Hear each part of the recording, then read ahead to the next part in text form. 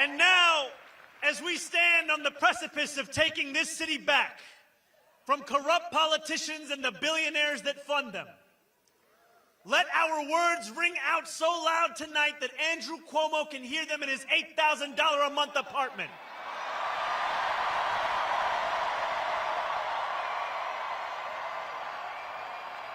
Let them ring so loud so that he can hear us even if he's in Westchester this evening.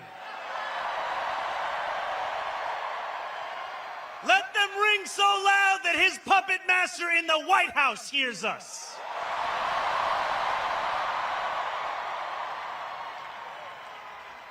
New York is not for sale. New York City's mayoral race just got a lot louder. At a rally in Queens today, Zohran Mamdani, the Democratic nominee, drew thousands under the banner, "New York is not for sale."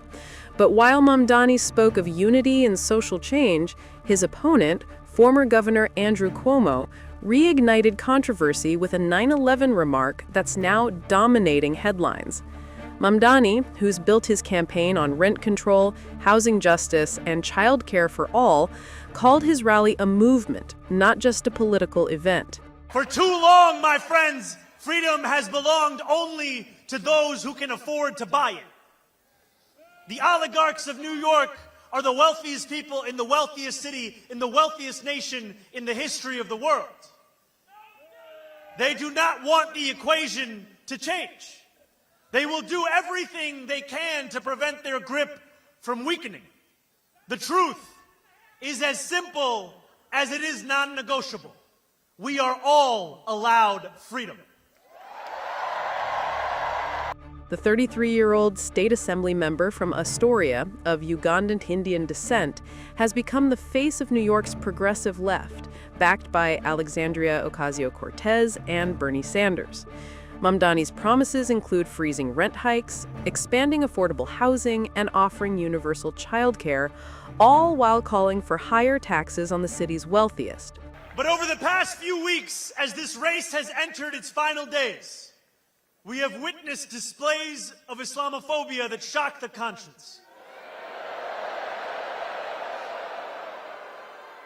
Andrew Cuomo, Eric Adams, and Curtis Sliwa do not have an agenda for the future. All they possess is the playbook of the past. They have sought to make this election a referendum not on the affordability crisis that consumes New Yorkers' lives, but on the faith I belong to and the hatred they seek to normalize. But while progressives were celebrating in Queens, former Governor Andrew Cuomo, running as an independent after losing the Democratic primary, had his own crowd and his own message. New Yorkers are not Islamophobic. New Yorkers are not. New Yorkers are not anti-Semitic. New Yorkers are not anti-Italian. New Yorkers are all from different places. That's who we are. And New Yorkers accept one another. And New Yorkers have no tolerance whatsoever for discrimination of anyone based on race, religion, or creed. New Yorkers stand with the Muslim community. Donald Trump proposed a Muslim ban. I fought it along with many other New Yorkers. Now look, what he is doing is the oldest, dirtiest political trick in the book. Divide people. Divide people. Divide people by race, by religion, by sexual orientation. I've seen it in dozens of campaigns. It's the cheapest trick. Rumors of discrimination, rumors of different sexual orientations. Divide New Yorkers as a political tactic. Cuomo, who styled his comeback as the voice of stability, is warning that Mamdani's policies could bankrupt New York. But what truly set off a political firestorm this week wasn't policy, it was a comment about 9/11. During a conservative radio interview, Cuomo was asked what might happen if, God forbid, there were another 9/11 type attack and Mamdani were mayor. The host claimed that Mamdani would be cheering, to which Cuomo replied that this was another problem. The exchange sparked immediate outrage. Mamdani, who would be New York's first Muslim mayor, called it disgusting, racist, and an insult to more than 1 million Muslim New Yorkers. Yesterday, Andrew Cuomo laughed and agreed when a radio host said that I would cheer another 9/11.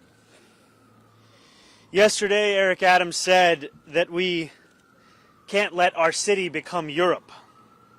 He compared me to violent extremists. And he lied again and again when he said that our movement seeks to burn churches and destroy communities. The day before that, Curtis Sliwa slandered me from the debate stage when he claimed that I support global jihad.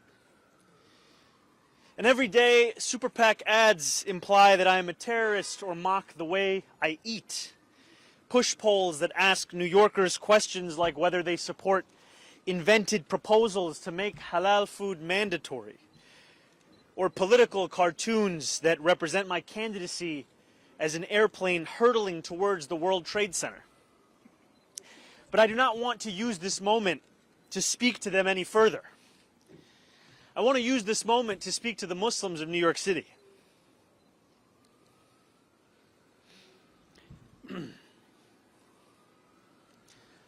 I want to speak to the memory of my aunt,